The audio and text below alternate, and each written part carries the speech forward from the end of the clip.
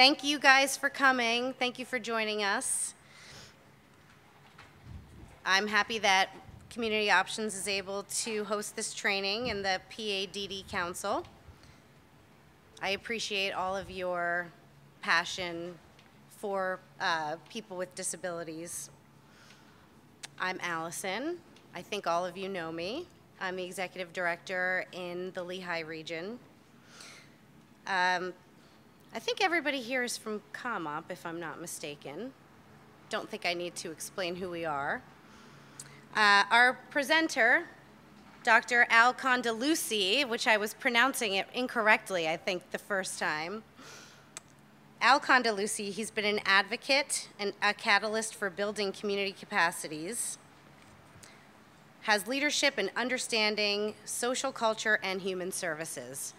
He is a former CEO for an organization called CLASS, Community Living and Support Services.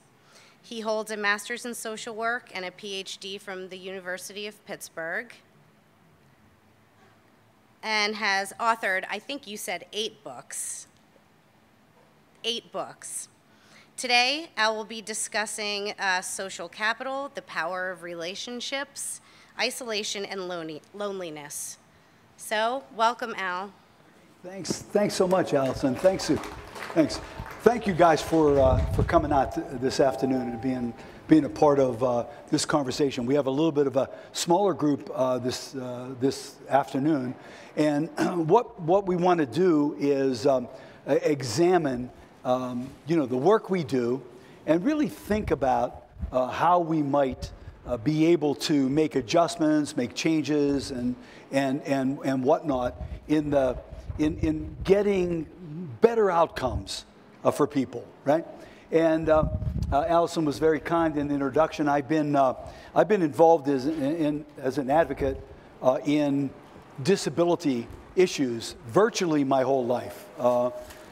Certainly professionally for the last 52 years, but for my 72 years on the planet, I've been an advocate growing up in a large family, a large Italian family in Pittsburgh, and growing up with a cousin who had Down syndrome. My cousin Carrie, and it was the same age as me. We were next door neighbors, and Carrie, because of her Down syndrome, was denied, certain things that people basically take for granted today. Going to school, the social opportunities and possibilities that we take for granted. Carrie didn't have those experiences, right? And seeing that reality in my own, as a kid growing up with Carrie, really got me focused on wanting to change things, wanting to see things change, wanted to see people with disabilities take their rightful place in our community. And so I became a disability advocate. I talked to my counselors, what can I do about this? Seeing these negative things that happened to Carrie and really the fact that it was unfair, how could I change that? And my counselor said, well, you probably would be, want to be an advocate, a disability advocate. And I said, man, whatever that means. I didn't know what the word advocate means, but it sounded like it was reasonable. And so I went on that track. Off to school I went to try to learn the things necessary to support folks with disabilities. And one of the things I learned along the path is that folks with disabilities historically have been devalued from the earliest recorded history. First treated in ways where they were perceived to actually have sinned, and that's why they have their disability. The earliest form of devaluation for people with disabilities was moral inferiority, where basically people with disabilities were actually seen to have their disabilities because God didn't like them or God was mad at them. And this is going way back in history, but it was the very first element of devaluation, a moral inferiority. And you know, although we're sitting here today and we all know that God didn't punish people with disabilities because they were bad or because they sinned, which was part of the moral inferiority framework back when it was initiated. But still today, people get caught in that web. Right? I just had an experience just a year or two ago, right before I retired. I was involved with an agency very much like Community Options, providing services and supports in Pittsburgh. And we had a referral where an individual was referred to us, and I met with the family to talk with them about, you know, what our agency might be able to do for the family. And so the mother and her son's name was Jim, they came to our agency, and I sat with them, and the mother said, you know, well, I want to find a program for Jim. He needs programs, he needs services. I said, okay, let's talk a little bit about that. And she said, well, the first thing to know is that I told Jimmy all the time he was growing up that if he drank and drove, if he was drinking and if he was doing drugs, God would get him back. And she said, and now look at him.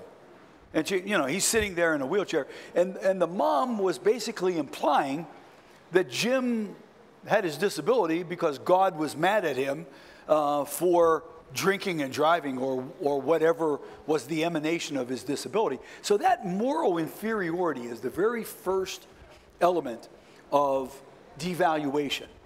But devaluation has taken a lot of different faces, and it has manifested in a number of different ways. Probably the ugliest form of devaluation is institutionalization.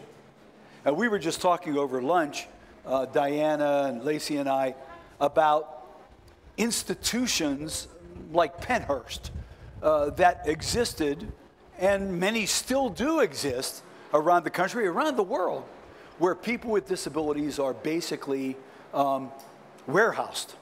They're put in these settings, very little stimulation, very little opportunity, and our role today is to really try to reverse that, right? To try to get people that have been previously institutionalized or were at risk of being institutionalized, getting those folks engaged and involved in community, and still we struggle with that. And the net result of that is that folks with disabilities still remain, in many cases, isolated and disconnected from community and from activities in community, and stuck in programs like the ones we run. And I'm not putting them down. I'm not saying that those programs are bad.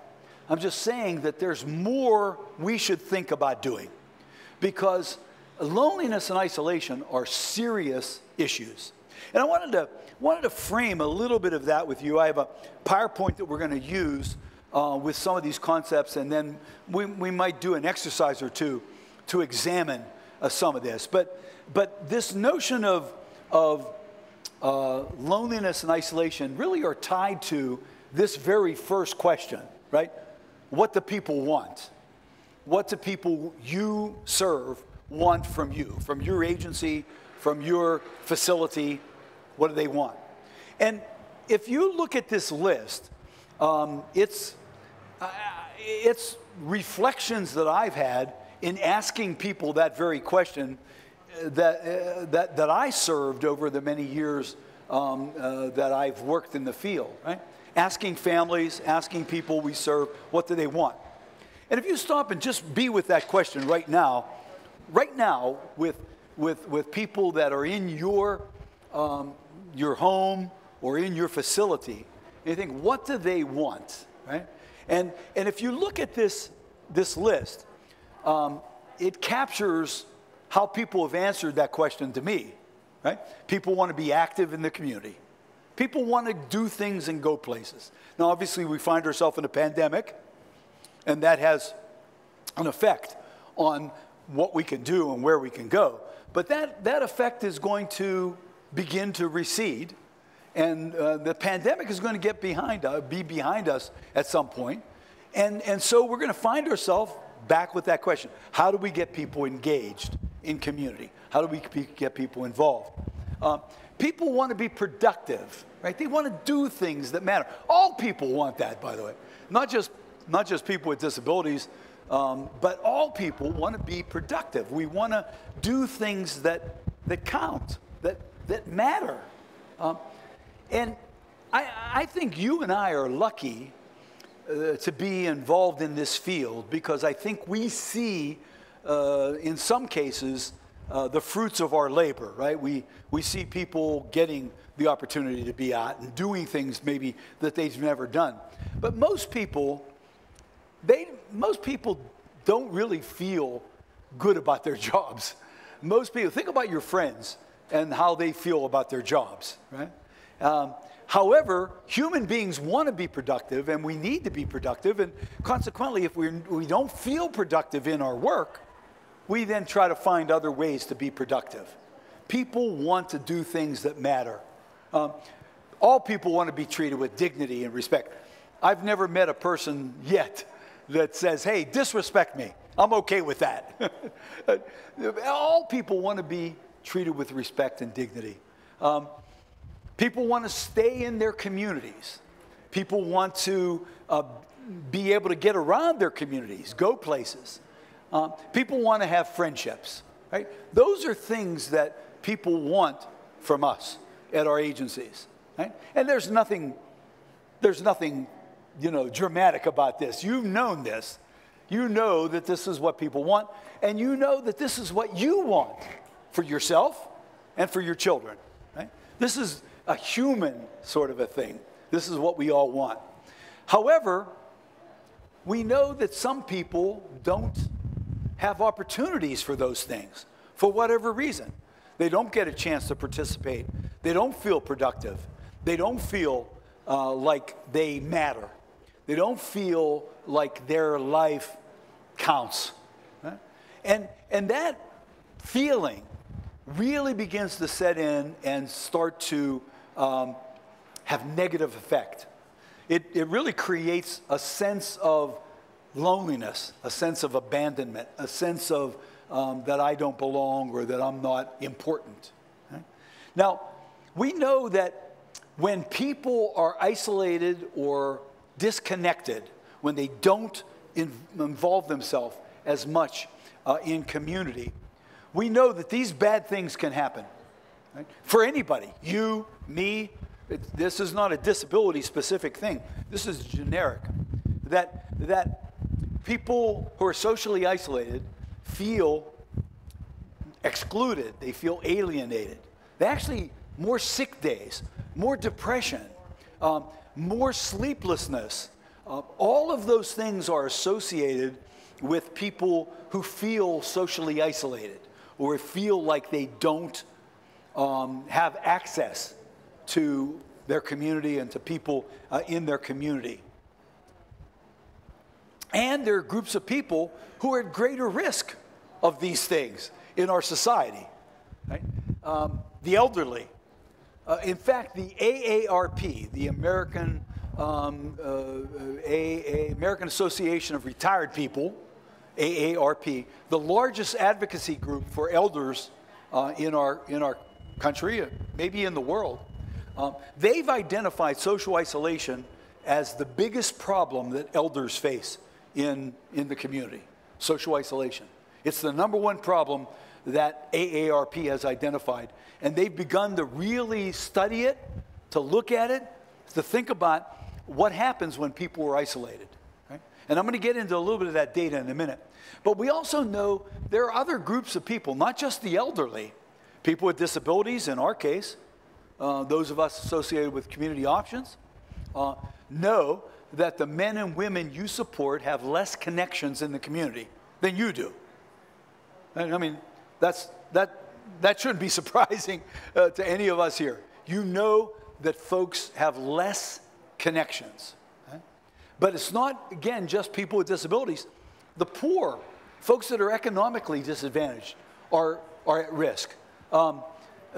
People with mental health conditions, ethnic minorities, LGBTQ groups of people, anyone who feels different is at risk of being isolated. That could also happen to you and I very easily. So social isolation is a serious problem. It's a serious problem in our country. It's a serious problem in the world, actually. And I'm going to share with you how the world has begun to awaken to this idea of isolation and to begin to find ways of addressing it. Right? So let me define what I mean when I talk about social isolation and loneliness. Right? Social isolation is a state in which people have less folks in their world. It's measurable, it's tangible. You can actually do a network analysis, a social network analysis of people in your life. You can measure it. Loneliness, on the other hand, is a feeling that people get. It's a feeling of literally having no one in your life. Even though you may have people in your life, you could still feel lonely. So loneliness and isolation are correlated, but they're different phenomena. Isolation is measurable. Loneliness is emotional. It's felt. Right? And so with these two phenomena, let me kind of show it to you a little bit closer. Social isolation is objective. Loneliness is subjective. I know for me, for example, I feel like I'm a fairly socially connected person. I got a lot of friends, big family, a lot of people that I work with and know. And so I have, a fair amount of people in my life. But when I travel, I feel lonely. I've just been on a little tour. I was in Dallas on Monday and Nashville Tuesday, involved with community options in those two cities. And I was by myself most of the time, right? I did a couple of presentations, and then I went back to a hotel, or I went to an airport. I was sitting there by myself, and literally missing the people in my life, right? Even though I'm not isolated, I could be lonely. And both of those phenomena, loneliness and isolation, whether they're combined or whether they're separate, are lethal. They really create problems for people. And I'll show you, and we'll talk a little bit about what the results of loneliness and isolation are. But know this, we're beginning to discover that more and more people are lonely. More and more people are actually identifying loneliness as a problem for them. And there's ways that we can do that, and I'll show that to you in a moment. But this idea of loneliness, it has now been identified as so lethal that it is as bad as smoking 2.5 packs of cigarettes a day. 2.5. We know if you smoke 2.5 packs of cigarettes a day, you're really taking you're really taking a risk that you're going to shorten your life. And there's going to be compromises to your life. Loneliness is just as bad. In fact, it might be worse. It might be worse than smoking 2 packs of cigarettes a day. Loneliness has also been compared to inactivity, physical inactivity, where people don't get enough exercise. It's been compared to a poor diet, where people aren't eating the right foods. So loneliness has this huge impact on our society and on people in our society. Jean Vanier, who was a cleric who basically took in people who were homeless because of mental health issues and because of disability issues, he started a movement called L'Arche. And L'Arche homes are basically shared living opportunities for people who have been rendered lonely and isolated. And Vanier said in one of his books To be lonely is to feel unwanted and unloved, and therefore unlovable. Loneliness is a taste of death. That's a powerful statement, right? Loneliness is a taste of death. But in fact, it is.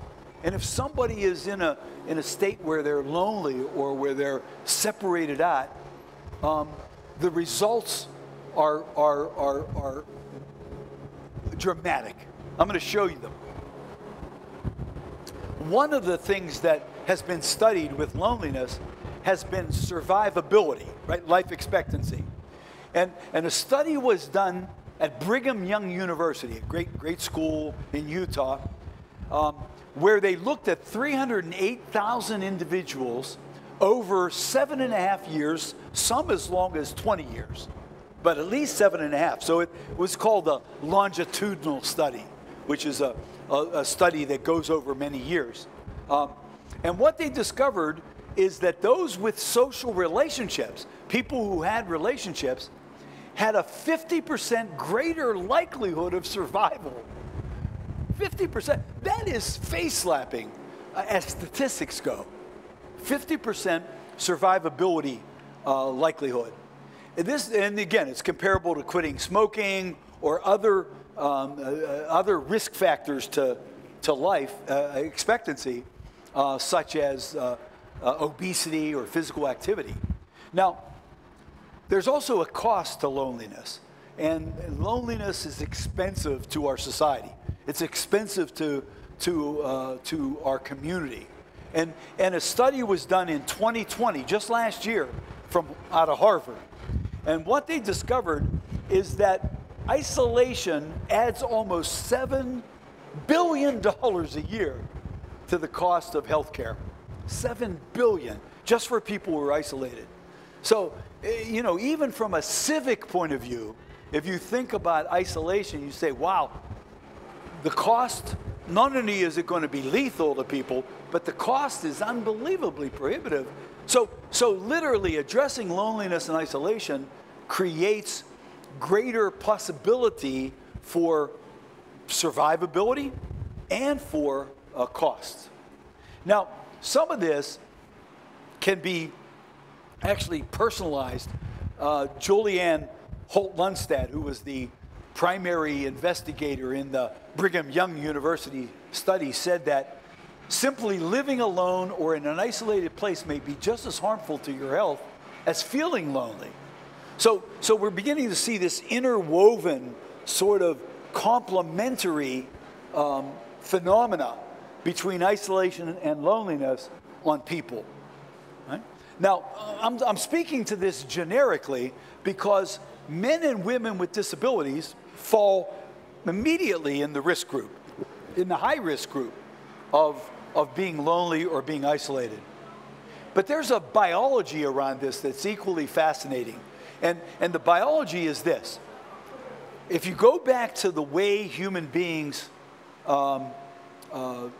dealt with their environment, we know that if someone is rendered isolated, like for example, back in early days when hunters and gatherers and tribes would go out to bring food back in for the tribe, if one member of the tribe would get isolated from their companions, basically what begins to happen is your system starts to kick into high gear.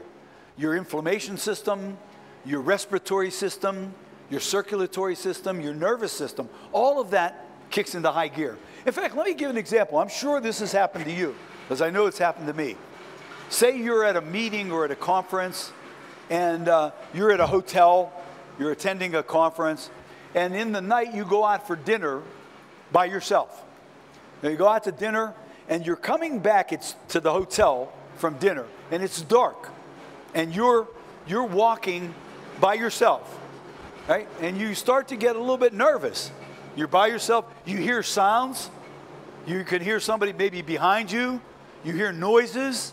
Your sensations begin to heighten because you're you want to make sure that you make it back to the hotel and that you don't get accosted or you don't get assaulted. Right? So that biological sort of thing that we've all felt when we find ourselves by ourselves, some dark place or some new place that we've never been, we've all felt that reaction. Now, that reaction is your natural defense mechanisms kicking in so that you make it through that experience. And that heightened awareness gets you the stuff you need to get through an experience where you're isolated. However, on a short term, that's useful. On a long term, it's lethal. That is, if somebody is lonely or isolated, these things happen whether they want them to or not. And they literally put demands on the system that can actually make somebody even more sick. But isolation and loneliness are also tied to depression. And depression is hugely problematic in our society. All of us, any of us, have been in situations where we might have been depressed about something.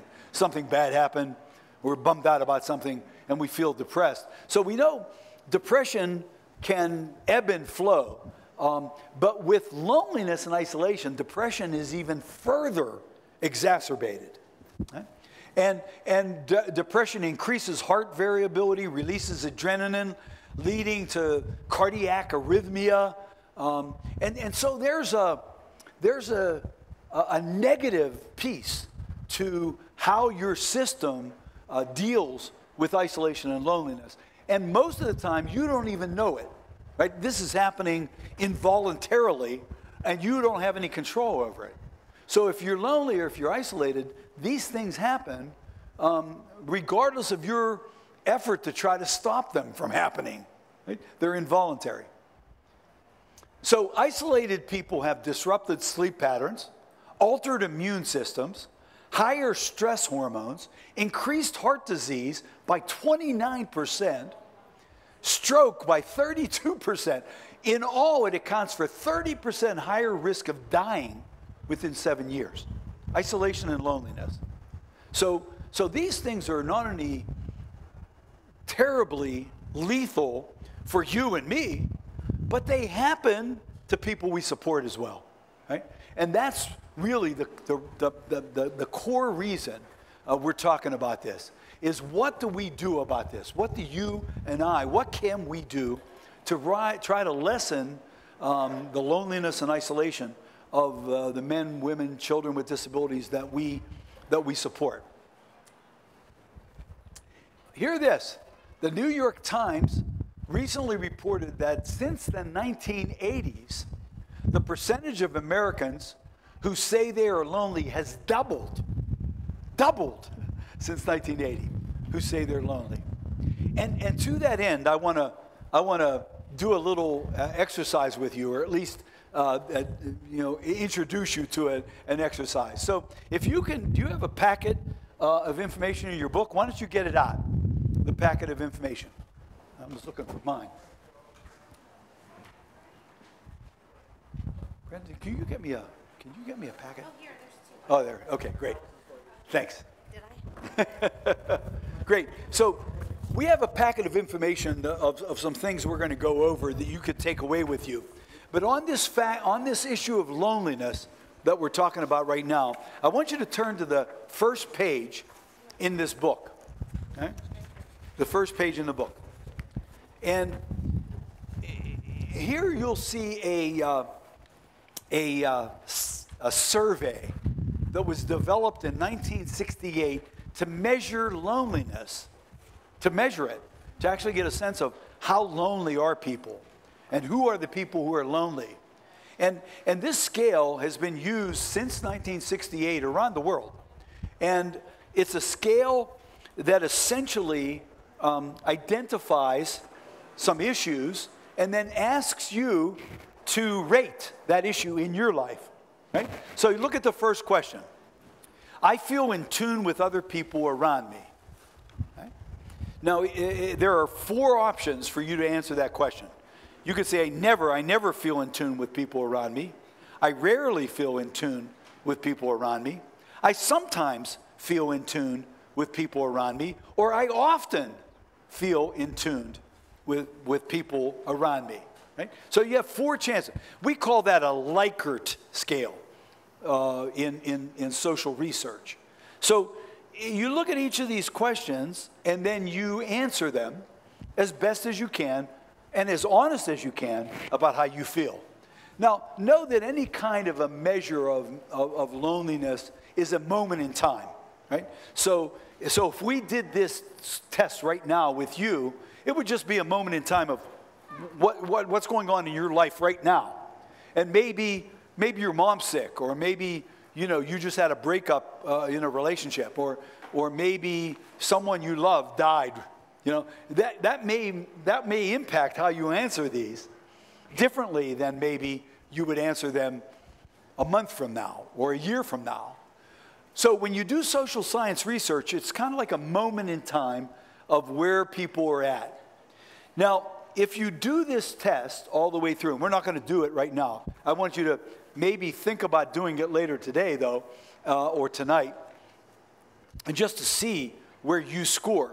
But you'll see you can answer 1 through 4, and if you answered 4 on every question, that would be a total of 80 points, right? Because there's 20 questions times 4 is 80. If you answered 1 on every question, that would be 20, right? So the range, the score range, is 20 to 80, right? Now 43, the score of 43 is the tipping point for loneliness, the tipping point. Now, just one last thing about this scale is a couple questions on the scale, 9 of them, are what we call reverse scored. Reverse scored. So, for example, number 1 is reverse scored. So if you said, I feel in tune with other people around me often, I feel that often, that would be scored as 1, a 1 point. It's reversed on question 1. Not all the questions are like that. 9 of the questions are reverse scored. So if you take this test, when you score it, remember to look at the reverse scored items and make sure instead of giving yourself a 4, you give yourself a 1. Or instead of giving yourself a 3, you give yourself a 2. It's just the values are reversed. However, this scale, just to share with you, Community Options is involved right now. In fact, I'm a part of the research team of looking at loneliness in the people we serve at Community Options. And we're going after a federal grant that will get us to do a scale like this, almost exactly like this, but more understandable, less abstract, with the people we serve, and get a measure of where they're at in terms of loneliness. Right? And then we want to compare it to the Cigna study. Cigna Insurance Company did a study in the United States where they looked at 20,000 Americans, not people with disabilities, just a generic study, and they measured loneliness. They baselined it. And so what we want to do at Community Options is we want to measure the people we serve in terms of their loneliness and according to this scale. Right? Now, when Cigna did this, let me show you what they found. In fact, you can read it for yourself. Turn to the last handout, the very last handout. It's a white paper. It's called Social Capital. It's the very last paper in your packet. It's called Social Capital, Social Isolation, and Family Impact. Okay? You get to it? It's at the very end. It's at the very end of your packet. The last document. Okay? And what I want you to do is if you flip to page 2, just one page in, you'll see I've actually rewritten the loneliness scale on page 2. That's the same as the scale that you had in your first handout. But at the bottom, I want you to see what Cigna discovered. Using the scale, Cigna polled 20,000 Americans, 18 and older, and from all different demographic sort of groups. And they gave them the scale, and then they scored it. And look at these outcomes. Look at the stuff that they found. And I have a slide on this. Nearly half of Americans reported sometimes or always feeling alone. Sometimes or always feeling. Half of Americans, 10,000 people said that they had sometimes or always feel like they're alone. 2 in 5 Americans sometimes or always feel their relationships are not meaningful. 1 in 5 report they rarely or never feel close to people. Rarely or never feel close to people. And look at this. The last item, Generation Z. And by the way, Generation Z are people between the age of 18 and 24. That's Generation Z. These are the youngest guys out there, right? And they, when Cigna surveyed them, they discovered that they are the loneliest generation in this study. The youngest people are the loneliest. Now, this is the group of people who grew up with these kinds of things, right? Where we think these things keep us connected, and that we think these things allow us access to other people, and they do, they can. But this group of people scored themselves as the loneliest. Now, we don't know where folks with disabilities will fall on the scale. That's what we're going to study. We want to find out where the folks we support are at, and we want to compare them to what Cigna found in our research. So loneliness is a huge, huge issue. But beyond that, look at this. This is a quote from Robin Williams, the late great comic Robin Williams, who took his own life. And there's some speculation that he took his own life because of this quote, or because manifestations of this quote. Robin Williams said, "I used to think that the worst thing in life was to end up alone. It's not.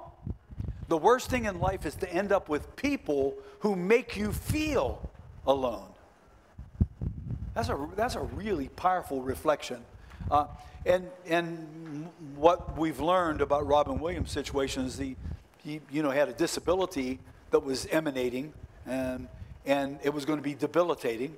And so he chose to take his own life because he didn't want to end up with people who might make him feel alone.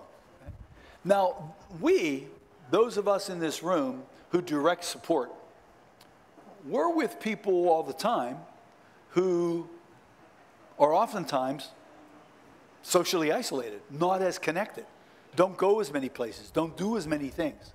And so in some ways, I think this quote from Williams is instructive to us about how do we support people in a way that makes them feel less alone, right? But more, what can we do to help people we support build more relationships, have more friends, and do more things? So the answer to this is, how do we help people engage more? How do we help people engage? Now, we know that engagement, there are some barriers to engagement. I have them up here on the board. Why people don't engage, especially people who have disabilities, why they don't engage as much. Right? And these things affect DSPs as well, really closely, because look at the second reason why people don't engage. Logistical challenges. To take somebody out to an event, to a group, is a challenge. It takes time. There's got to be somebody who stays back with the other folks. You got to have the van. You got to have the right supports there for them. All those things create logistical challenges. And so sometimes it's easier for us to just not go. let's just don't go because it's a pain in the butt to go. I know this personally, is my dad had Parkinson's. And as my dad's Parkinson's started to become more overt, he had more support needs. And as a family, we wanted to try to keep Dad engaged. We wanted him to be, to stay as active in the community as he could, in spite of his Parkinson's. But it was a logistical challenge for us. Anytime we wanted to go somewhere or do something, we had to figure out where we're going to park. Is there a bathroom close at hand? Because he was under certain, medicines that caused him to have to go to the bathroom a lot. So we had to sort all of that stuff out. And in some cases, for DSPs or for families, it's just as easy to say, the hell with it. We're just going to stay home. We'll just stay home tonight. And then when we stay home, loneliness and isolation get further exacerbated, right? So there are encumbrances that I think we have to be aware of. But how do we address this, right? What can we do, you and me, in the work that we do, in the role we play, to help people build more relationships, have more connectedness, and lessen the negative effects of isolation and loneliness on them, right?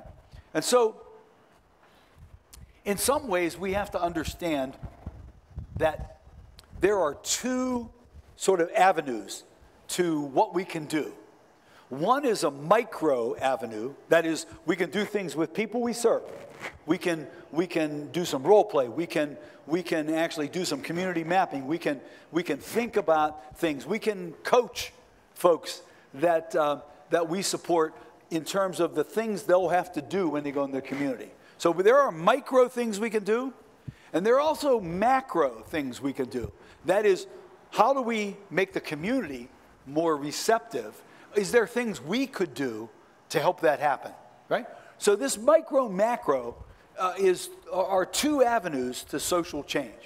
And at the University of Pittsburgh, I teach a course in macro change and how we can promote change. So let me just share with you a couple things that we can do. Micro change is when we're looking at the individual and saying, what can we do with him or her that will help them be ready to engage? Right? That's the individual agenda. And then macro change is what can we do in the greater community. So in micro, here's a couple micro change avenues. Right? We could, cognitive behavioral therapy sometimes is used to really help people who are shy or reticent.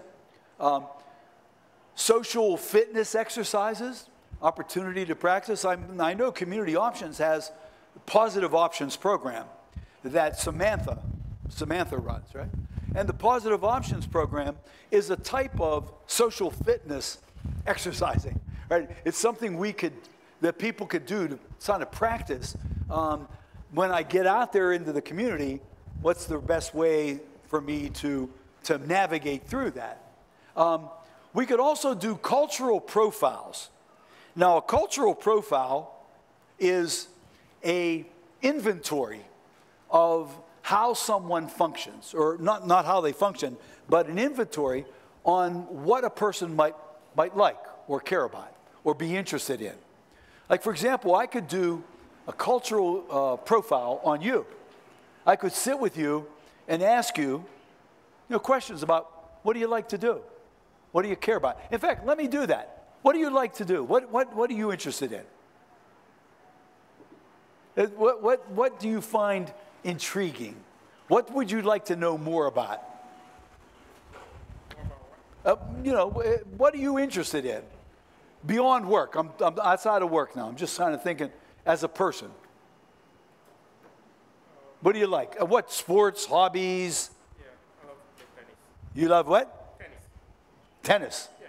Okay, great. It engages me a lot. Yeah, nice, tennis. I love tennis myself. I'm not very good, especially as they get older. I can't track balls down like I used to, but nonetheless, that's great. And how about, Lace, how about one of yours? I like to go bicycling. Bicycling. Okay, good. Allison. Exercising. Okay? How about you? Wawa. Okay. Great. That's good. That's good. Diana, how about one of yours? Crafting. Nice. Nice. Yeah, we all have, you know, we can go around the room and everybody has some things that they like or that they are interested in, right? And so if we did that kind of an inventory with the persons we work with, you know, and we just had that kind of conversation, what do you really like? Now, some of you guys have worked with the men and women in your, you know, in your home or in your setting. You know really what they like. You know them well enough now that you could probably do the inventory yourself instead of having a conversation with them. But everybody has something they like, right? If I was moving, you know, if I was moving from Pittsburgh to eastern Pennsylvania to Allentown, how would I make friends? What would I do? Well, I would think about what are the things I like, and then where are other people who like those same things, and I could do things with them. Right? So it's not a, this is not a complex kind of a thing. A cultural inventory is basically a picture of people's interests. Right? These kinds of things are micro techniques, right? They're techniques we can do with an individual. You can do them tomorrow when you go back to your setting. You could sit down with somebody and say, what do you really like? What do you really care about? What are you interested in? You could get that inventory. Right? And then on the macro side, now you discover that he likes tennis, right? You can say, okay, can I find a tennis league? Can I find a tennis group where I might be able to help you get involved and begin to connect with people who like what you like, right? So that notion of finding in the community, in the macro side, that which corresponds to the micro side, right? It's just like connecting the dots. This is what people like. This is where people gather who like the same thing. It's just putting those dots together. Now, there's other things about macro, and macro is really understanding our community. So if you think about where you work right now, say you're involved in a residential support system here in Allentown. And you say, okay, what exists in Allentown, right? What's out there that I should maybe list it out and identify it? I'm not sure if people that we support might like to do it, but I want to discover what's out there. So a macro technique is called community mapping. And community mapping is really exploring the community nearby where the persons that you support live. Like, what's going on? What's happening in that community? Now, notice when you map a community, there's formal things, there's informal things. There's things that happen on a regular basis. There's things that happen on an occasional basis. Right? So when you create a community map, you're basically identifying all the possibilities that are out in the community so that you might be able to recommend something to a person that you're supporting who might like that same thing. There's a number of macro interventions. Community mapping is just one of them. And community mapping is something you can do in your home. Say you're providing support in one of the residential homes. You can basically begin to map within a 5-mile radius of the home what's going on there. Now, you might be in suburban area, so you might have to go a little further than 5 miles, but you can begin to put a radius and say, okay, here's all the things that are going on in my community, in our community. And you begin to identify them. Utilizing community centers and libraries and things that are happening. I was driving up here from Philadelphia Airport today, and I was listening to NPR. And they interviewed a program, I guess it was in Delaware, Delaware County called EPIC. I don't know if you guys have ever heard of it. I'd never heard of it either, but EPIC stands for something. In community is the IC. That was what I remember. But EP stands for something. But this EPIC program has basically identified community resources and then has gone to those community resources and begun to try to sensitize that community resource to being more inclusive, to really opening itself up and inviting more people who are diverse into that program. Huh? So, well, that sounds pretty cool. In fact, I made a mental note that I'm gonna check them out and find out what they're doing, how they're doing it. But they were basically community mapping, and that's a strategy. And I think that's an important strategy the Community Options has to do more of. And if you create a community map of an area close to where your support systems are, you begin to now have some recommendations you can make to the people you support who live there.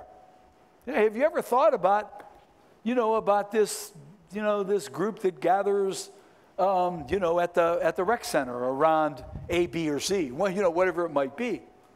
So, but there's other macro strategies that can soften community, can soften the infrastructure. Because, we could get somebody like my cousin Carrie, and we could do a community profile on her, a cultural profile. We could discover that she likes certain things. And then we could actually look in the community and say, okay, here's a corresponding community group that might match. But if that community group doesn't welcome Carrie in, then we might as well be on the moon, right? I mean, so softening the community infrastructure is another macro activity. Now, I don't want to get too advanced on this, but when you soften an infrastructure, you're basically analyzing the key ingredients of that community. And then you're helping the person you support understand the things that he or she has to do to get involved in that setting. Right? So let me just share with you, in the United Kingdom, in Great Britain, in 2018, the government, the British government, got concerned about isolation and loneliness. And they were concerned not around disability loneliness, but just generic loneliness. And they decided that they wanted to study it. And so in the UK, they basically dispatched a study. And in the study, they looked at loneliness in the UK.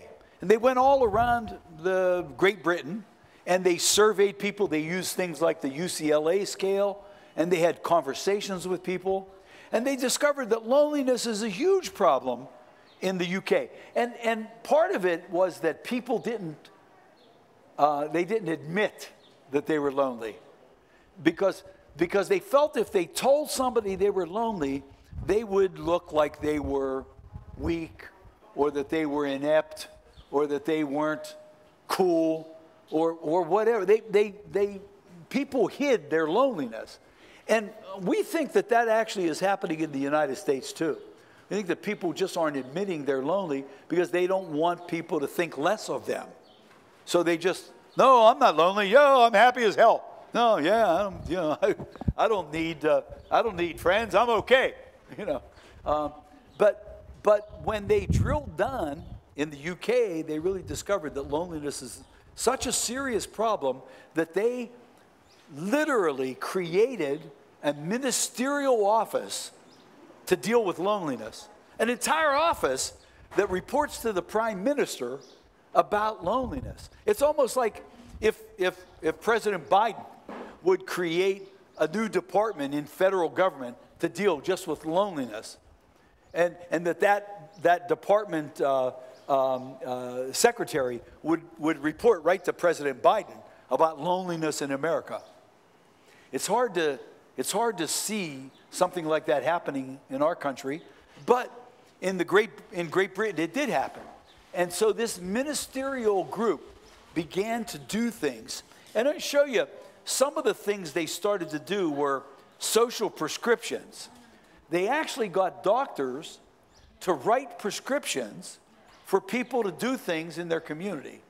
That, not just writing a prescription for a drug. That's what we do in the United States. If people are perceived to have a problem, the doc writes a prescription, says, take Zantac, or take this or that. In the UK, what they were starting to do was write prescriptions to support people to join clubs and do things and go to meetings and connect. Right? Now, the UK is just one example. In Canada, they're doing this now. In Australia, in Sweden, in Ireland, there's an awakening to this notion that loneliness is a problem. And not just for people with disabilities, it's just a problem generally. Now, obviously, our interest is that the men and women we support connect, right? And are not subjected to loneliness. So, what do we do about that? Let me just share some ideas with you, and then we'll take some questions. Maybe we'll do an exercise, and then we'll try to wrap this up. Okay? So the antidote to loneliness is social capital, is building relationships. That's just simple. If somebody is lonely or at risk of being lonely, how do we get them more friends? How can we get that person more exposure to other people? Right? So this idea of social capital is how are we connected with other people? Right? And each of us have a lot of social capital. In fact, research shows that the average person has about 150 friends in their social capital network. 150. I don't know about you, you think 150. Now, when I first read that research shows that 100, I struggle with it too, and I said, 100, I started counting on my fingers, how many friends do I have? And I was really struggling with that. But actually, if you stop and you think about it and you prepare a sociogram of your life, and you take places where you go regularly and begin to identify who are the people that you know there that you have that are friends, you begin to discover that you probably have 150. Research says 150 friends or social capital with social obligation. That's the defining quality. Social obligation, which means you not only know them, but you have some obligation to them. That's like, if you scratch my back, I'll scratch your back. Or if you do something for me, I'll try to do something for you. Right? It's called reciprocity. So the average is 100 and 150. When I read that, I began to think about my cousin Carrie, and I began to think about people we served at our agency. And I thought, gee, do they have 150 people in their lives? Do you think the people you support have 150 relationships with social obligation? Yeah, hell no. In fact, we didn't even really know what the number was until we did a study in 2016. And we actually interviewed 250 people with disabilities. And we began to probe, who are your friends? And tell us about them. And how many are there? And where do you know them from? We discovered that the average was 24 for people with disabilities that we looked at, 250 of them, 24. And from that 24, there were some people that were identified that I would be hard-pressed to say if I went to the person they identified and said, are you friends with? Oh, I know them from work. I see them, they're in the group home, but I hardly deal with them.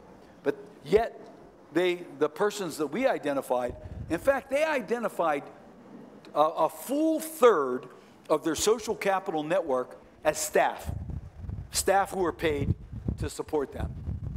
A full third of people. So when we actually analyzed the data, we discovered out of that 24, 7 people were family members, 7 people were other people with disabilities in the group home, and the last 7 were staff. Okay? And so that kind of limitation and isolation is embedded in our system. And consequently, I think we've got to think about how do we help people build social capital. So let me kind of share with you the steps, the ingredients to building social capital. And there are 4 steps to relationship building, just generally, for anybody, for me, for you, certainly for the men and women you serve. 4 steps. Step 1 is, what is the common connecting point? Like my friend here, the common connecting point might be tennis, right? That would be a common connecting point. For me, a common connecting point might be reading. I really like to read, right? Or it might be jazz music or oldies music. That might be my connecting point. So identifying a connecting point with the person you support. So if you think about, just bring up one person in your mind right now that lives at your agency or lives at your group home, and just think about what would be the connecting point for him or her. What are they interested in? What would be that second step? So step 1, what do people like? Step 2, where do other people gather who like the same thing? Where do they gather? Right? So that's the community mapping piece of the puzzle. And then step 3 is, what's important in that community? What are the important things? What's that community expect from people who come to the celebration? And you know, you can think about this in a generic way, all kinds of different examples. Church. What's expected when you go to church? Right? Certain rituals, the sign of the cross, being pious, being quiet, sitting, when people sit, standing. Now, we Catholics, we kneel, we stand, we sit, we kneel, we stand. But literally knowing some of that routine is some of the expectations of being successful in that venue. What's expected of people, who are in the golf league, right? There's certain expectations. What's the golf etiquette? You don't talk when somebody's, swinging the golf club. You don't step on somebody's lie when they're getting ready to putt. I mean, there's certain things that every community group basically honors.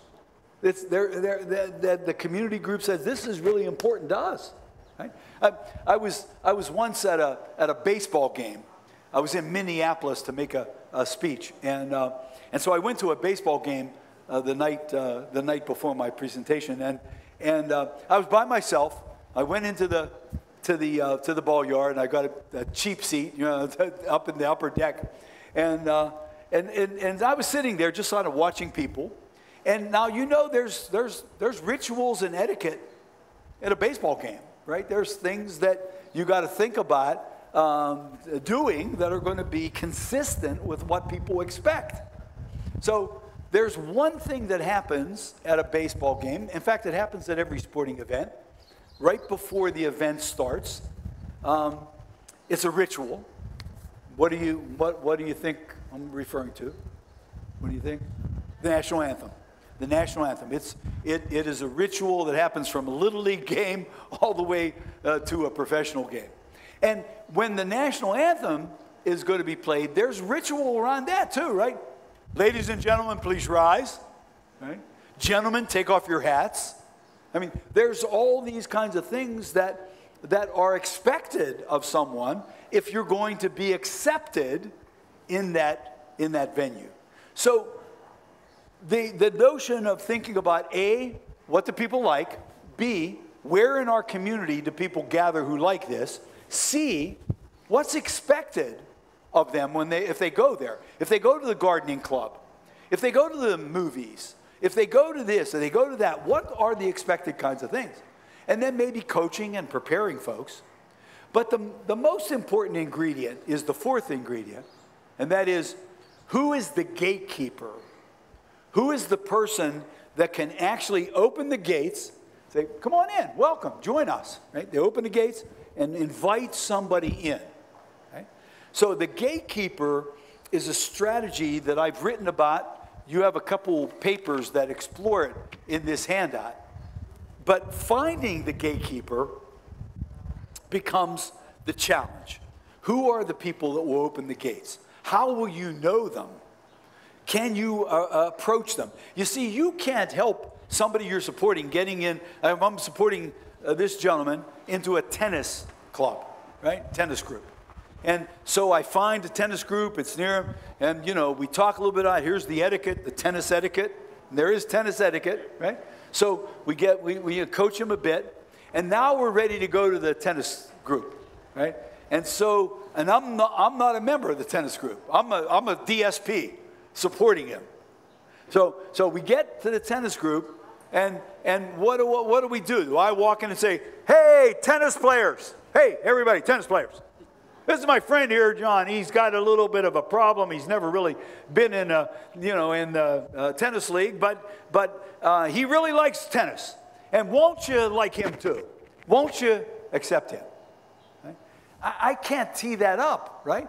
Because I'm an alien too. I need somebody who's a member of the tennis league. I need to go to them and find, would you introduce John to some of the other members? Now, how will I know what person to approach? Right? That's part of the nuance of community building, right? This is not easy, and it doesn't happen overnight. And it's something that's atypical from what we usually do, which is basically put people in the van, drive them around, go to the mall, walk around the mall, get back in the van, go back to the thing, go back to the group home, write in the log, community outing, went to the mall. Right? This is different, right?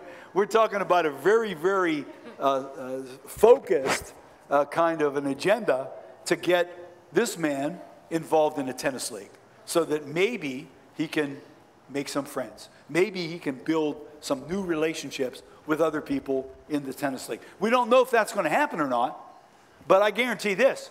It will never happen if we don't try it. I mean, I can guarantee you that. I can't promise you that when we go to the tennis league and you do all these steps, that immediately everybody's going to embrace him. I don't know that. But I do know this. If I find a gatekeeper who's valued by the other members, and she says hello to him and says, let me show you around the league, what begins to happen with his value is it goes up because her value is high in the tennis league. It's called value juxtaposition. It's a sociological strategy of community building. Right? So if I find somebody in this tennis league who is appreciated, who people like, and then I can get him with her, and she can take him around and introduce him to them, his value begins to go up. Now, there's lots of other steps and stages that happen after that, but those are fundamental to the start point. If those don't happen, it'll never happen, right? So you gotta put these steps together. So finding the gatekeeper becomes the last strategy that I want to talk about, and then we can take questions and see if you have any thoughts on this. Okay? So, gatekeeper. How will we know the gatekeeper? How will we recognize that someone might be willing to take social risk? What are the things that might help us understand that? And so let's go back into your exercise book. You have your book? And I'd like you to flip to, right in the middle. It's an exercise called, let's go to the other one. It's right toward the end of the paper and it's called people awareness.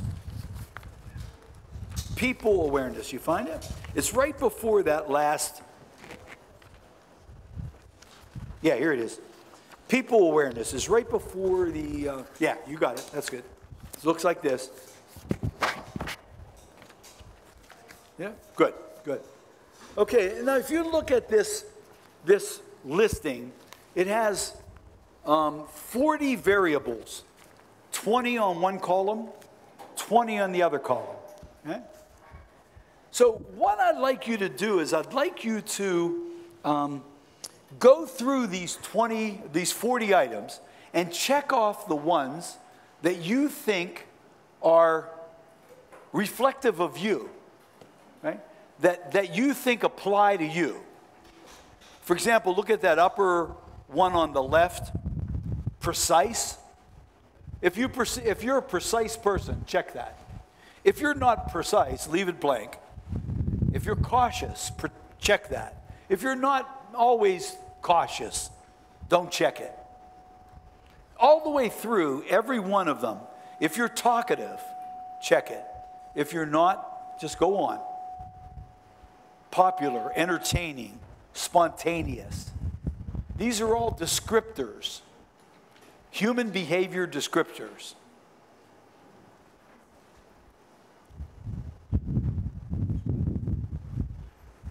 No? And don't overthink it. You know, just check off the ones that you think apply to you in the exercise.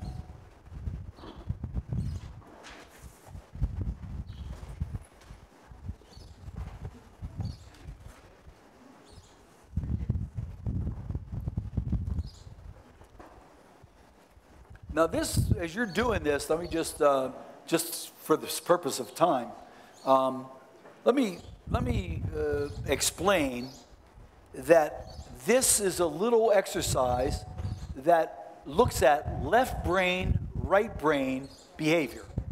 Left brain, right brain behavior. We know that that our brains, we have two temporal lobes. We have a right and a left temporal lobe. And we also know that those parts of the brain, the right side, the left side, control different types of behavior. Right? They control different types of behavior. And in neurological theory, people who are left-brained are linear thinkers, they're fairly cautious. They reflect what some of these things on the left side of your paper speak to. Okay? The right side of the brain is the side of your brain that's much more emotional. It's much more intuitive. And the items on the right side of the paper describe some of those behaviors. Okay? So we know that people can be right-brained or left-brained or middle-brained. They're balanced. Okay?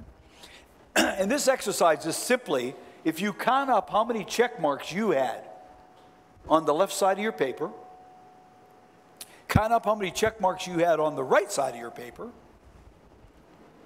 and then, just total them up, the right side or the left side that had the more check marks begin to suggest that you're more left-brained or more right-brained, again, depending upon how you scored.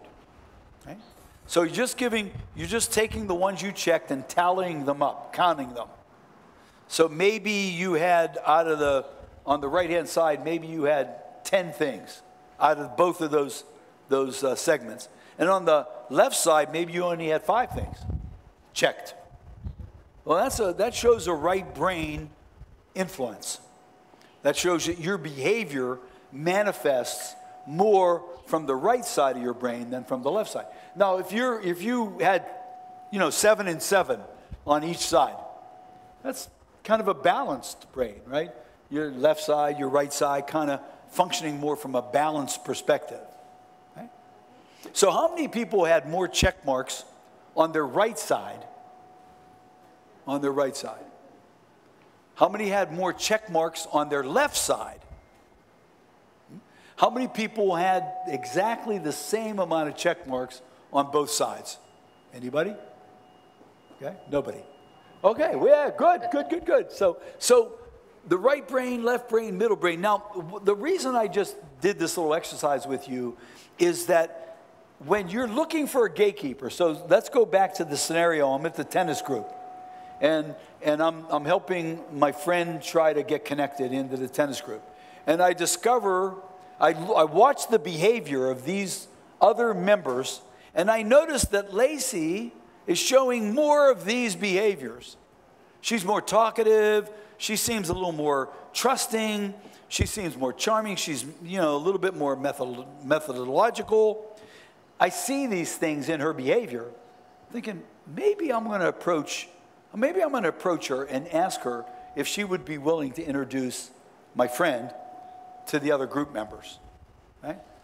At least that gives me a little bit of a possibility of knowing that maybe she will be more willing to take social risk, because that's what this helps us begin to interpret, being willing to take more social risk. So let me just wrap this up, and then we'll take questions that you might have about either these exercises or this concept. Let me wrap it up. So we're looking for a gatekeeper. A gatekeeper is somebody indigenous. That means they're already in the community. Lacey's already a member of the tennis group. She's already there, right? I can't go in there and find a way to get him connected, right? Because I'm not a member. And you're going to be helping build community for the folks you support. You're going to find that you're not a member of something that they like or that they want to do, right? So you have to try to find that gatekeeper. And the gatekeeper endorses or in some way facilitates that the new person become successful in the community. Here's the best example for a gatekeeper. By the way, you've all had gatekeepers in your life. Your mom and dad, your first gatekeepers. But just think about when you first joined Community Options. Who was the person that oriented you? Took you around, introduced you to everybody, showed you where things were, showed you the ropes, right? That's what the gatekeeper does. The gatekeeper basically helps the newcomer find success in the setting, right? So looking for gatekeepers becomes a really important phenomenon and skill for us if we're trying to help people in community. So we know that there are positive gatekeepers. Those are the folks that are on the right side of this example. We also know there's negative gatekeepers. There are people that close gates. They don't want newcomers in. I mean, stop and think about folks that you work with who whine and moan all the time. They're always whining and moaning. They don't get paid enough. They're always asking us to do this and that. They never really appreciate us. You know people like that. Maybe not at Community Options, but I know you know people like that in your life, right? So these folks are the negative gatekeepers. These are people who want, nothing is good. No, don't want anything to change. This is terrible. They're always kind of downers, right? So we're looking for uppers here. We're looking for people who inspire you or who can really get you fired up, right? And those usually tend to be right-brained people. So we find ourselves in the COVID pandemic. It's slowly receding. We're hopeful that it will be finished. In fact, this is my first presentation, live presentation in over 13 months, coming out and actually presenting. And when Robert called me and wanted to do this, I said, I don't know, there's a pandemic going on. He said, no, we'll do it outside. My folks will find places that we'll do it. It'll be safe. So I said, okay. But, and Diana found us outdoor stuff, and it worked in all 3 venues. But we're coming out of this pandemic now. And as we come out of the pandemic, we're going to literally begin to get people out there and get the people connected. Now, I did a little survey of agencies. Anchor, the agency Anchor, asked me to do a little survey. And I did it in April, last April. And what I did is I talked to agencies, 80 agencies around the country, said, what are you guys doing during the pandemic to try to get people engaged, keep people engaged? And here's all the things they told me. And you already know this stuff, right? Zoom, getting people into Zoom meetings, going outdoors, sitting on porches, greeting people, online classes, virtual stuff, yard games, drive-in stuff, drive-by stuff, cooperative games. All of those are examples that people shared with me that they were doing to try to, help people stay engaged. Not as good as being there. Being there is the best, but it's better than not being anywhere. Right? And so, building community during a pandemic is challenging, and you guys are to be saluted for, holding the fort and keeping things going. But we're coming out of that pandemic, and there must be, a beginning to any great matter, but seeing it till the end is really where the glory lies. So let me just kind of finish up with this little parable. I love this little parable. It's called an Aztec story. I found it in a book called Conversations Can Change the World by Margaret Wheatley. And when I read it, it really spoke to me. It was short, but take a look at this. It goes like this. A long time ago, there was a great fire in the forest that covered the earth. People and animals started to run, trying to escape from the fire. Our brother Al, Tecatl, was running away also when he saw a small bird hurrying back and forth between the nearest river and the fire. He headed toward that small bird. He noticed that it was our brother, the Quetzal bird, running to the river, picking up small drops of water in his beak, flying back to the fire, and dropping that little bit of water on the flame. And the owl approached the Quetzal bird. He yelled at him. He said, "Brother, what are you doing? Are you crazy? You're not going to put the fire out with just a little drop of water? You got to run for your own life. You got to save yourself." The Quetzal bird stopped for a moment. He looked at the owl and he answered, "I'm doing the best I can with what I have to save a place that I love." It's remembered by our grandparents that a long time ago, the forests that covered our earth were saved from a great fire by a small little Quetzal bird and an owl and many other animals and people who got together to put out the flame. I love this little parable. It's a parable of synergy. It's a parable of social influence. It's a parable of modeling. And that when you do something, people see what you do. They watch what you do. And they're influenced by it. You guys know that this is true with our children, right? That they watch what we do. I remember when my son Dante was a little tyke. He's now a 37-year-old man. He's got his own family, 2 children. But when he was a little boy, we had a hard time getting him to sleep, right? He would always fight us when it came time to sleep. And the only way that he really would fall asleep was if I would put him in the car and we'd drive around. He loved to be in the car. So I can't tell you how many nights I drove around Pittsburgh with Dante strapped into his little car seat, driving around, and finally he'd fall asleep. I'd drive home. I'd try to gently get him out of the car seat and then I'd lay him in the best, and he'd wake up and start crying. And, oh, man. I spent a lot of money on gas. And then my wife came up with a brilliant solution.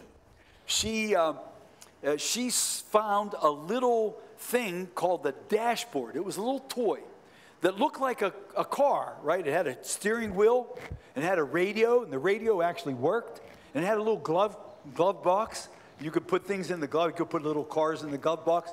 And we were able to strap this dashboard onto his spider chair. He wasn't walking yet, so we'd put him in that little spider chair, and he would, like, you know, be whining and trying to drive that little thing around.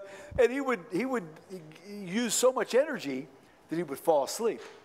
And so then we'd just take him out of the spider chair, put him in bed. I didn't have to drive around Pittsburgh anymore. So we were, really was a great solution. So one day I came home from work, and my wife was in the kitchen. She was preparing our dinner, and I went in to help her. And I said, "Where's Dante?" She said, "Oh, he's in the back room." So I peer in, from our kitchen, you could peer into the family room. And Dante was back there in his spider chair with the dashboard. And he was hitting the horn. It had a little horn. And he was saying, "Get out of the way, you bastard. Get out of the way, you bastard." And this was like the first words he was saying was bastard. And I said to my wife, Liz, listen to your son. And she said, "Listen to yourself when you drive. He's strapped in the car. He hears everything you're saying." So the notion of modeling, the notion that people watch what we do, is really the story behind this Aztec tale, right? The Quetzal bird went and was trying to save the forest. And through his behavior, other people said, "Well, I can help too. I can't do it all, but I can help a little bit, and I can help a little bit, and I can help a little bit." And as those pieces of the puzzle came together, the multiple effect was the fire. They put the fire out, right? So what we do matters, right? And the notion of our supporting the men and women that we do, our behavior there, our behavior in the general community really matters in terms of creating a community where everybody belongs. So Gandhi said, right, we must become the change we hope to create. If we want an inclusive community for the men and women that we work with, then we have to live an inclusive life. We have to model that. We have to support that. We have to endorse that. So I want to stop now. It's about 2:45. I know that we have some acknowledgments we want to do, right? So we want to get that done. If you have any questions, though, as soon as we finish that, I'll be happy to take your questions. If you don't come up with a question now, up on that slide is my email address. You can't see it real well because of the light, but my email address is just my name, Al Condalucci, at alcondalucci.com. That's my email address. Right? So, and also know my website, alcondalucci.com, has lots of videos and white papers on all of this construct that we just talked about today. My TED Talk is there. There's some other things that you might find interesting, links to my books. As Allison indicated, I've written 8 books about community and about belonging and about connectedness. So let me pitch to Allison so we can finish up the program, and then thank you guys for taking some time today to sort of think about and reflect on things we could do differently. So, Allison.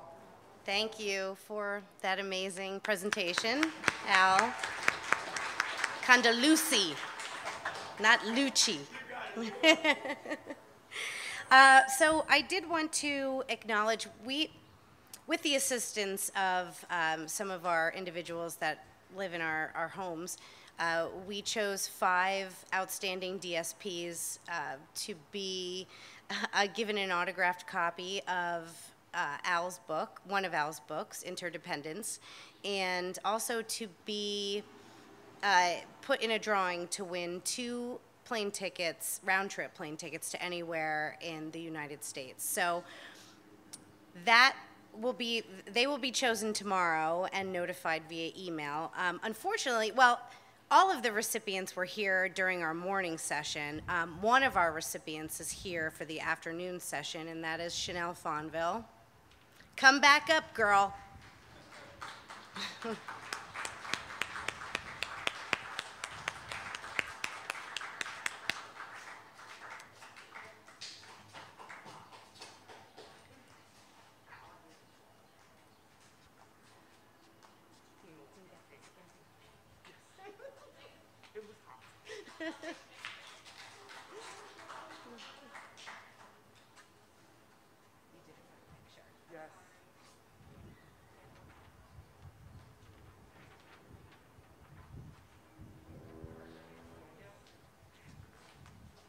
The other winners were Camelia Kelman, Kimberly Palmer, let me think, Sam Roberts, and I believe that's it. Right? 3, 4, 5, yeah. So thank you all for coming. We'll open it up to Al for questions. And thank you, PDS, for coming as well. I thought it was all community options people, but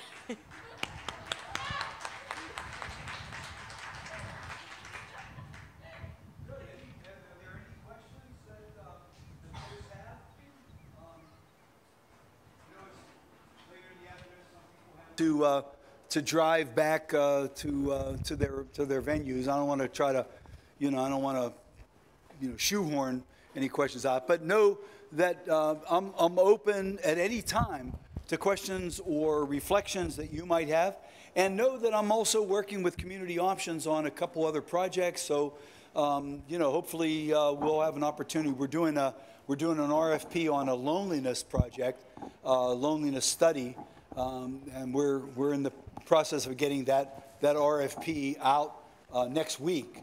And if we get funded for that, it'll be a 5-year project. So we'll be looking at loneliness over a longer period of time. And I'll be doing some of the research on that project. So if that happens, we'll be workmates, community option workmates. So yeah, Diana.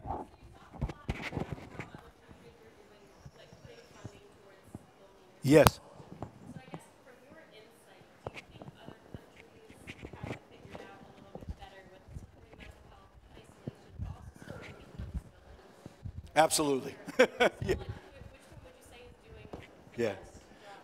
So Well, are the happiest places, they say? yeah. I don't want to get political, but there is some politics around this. And, we live in a capitalistic country that's very much about, bootstrap independence. Pull your bootstraps up. I did it. You can do it. I don't want to pay taxes for you. That's the mentality of our country, for better or for worse. I mean, there are good things about it and there are bad things about it. And one of the bad things about it is that it's very much competitive and individualistic. And what we're talking about here when we think about loneliness and reimagining space and people doing things differently, opening up their hearts to others, that's community stuff. That's much more social. And so the countries that have more of a social bent are just doing more on this than we are. Like, for example, in the UK, you have the National Health System, right? So they have government-funded health care, and we don't. When they look to address loneliness and isolation from a health perspective, they get the government involved and they're able to address it. Our healthcare system is more profit-oriented. It's not so societal. It's more, who can have the best product to make the most amount of money. So I think that those things sort of influence it. The countries that are doing better are ones that are more socially minded. Sweden, Denmark, Australia, Canada, UK. And the countries that struggle are the ones that are much more individualistic and feel, hey, you know, if somebody's lonely, that's your problem. That's not my problem. My taxes shouldn't go to address your loneliness. You know, get out there and make friends, damn it. You know, that's sort of how the government would see it. So I just think that, you know, we just need to get something here that would you know, align with those, you know, political sort of things that are happening. And our politics, you know, they swing left and they swing right. And so, you know, times are sometimes better, times are sometimes worse. So, but it's good observation, Diana. Any other questions? Okay, well, hearing none, I have to drive to Lancaster to catch a little plane. Have you see those little planes that sometimes fly? I usually fly on those little planes from Lancaster, and it's small. It's like in a car. You could actually give the pilot, you know, a neck massage.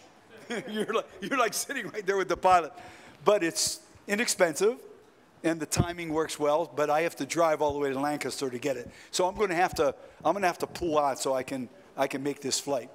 But other than that, thank you. Thanks for coming. Thanks for being here. Thanks for being open. Congratulations to the award winners. Thanks to Diana for some of the logistics, to Allison and her team for putting this together. Drive safe. Have a great afternoon.